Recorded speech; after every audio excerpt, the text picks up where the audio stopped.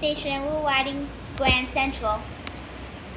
Not that far. We saw a Grand Central train that was expressing through our lane, but it was actually expressing back to Grand Central, but I do not know why.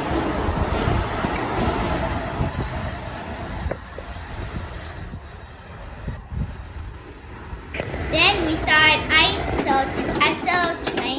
train that's expressing through Harrison Station, and I see a train actually stops at other stations, but not this one.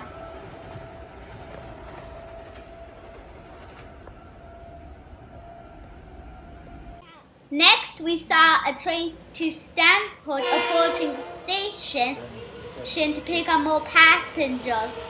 This wasn't our train, but we decided to record it and post it up.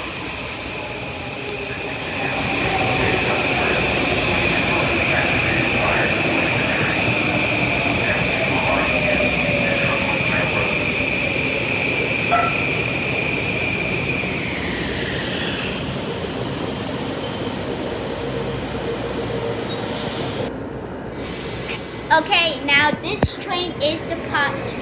And guys, stay tuned for our next video.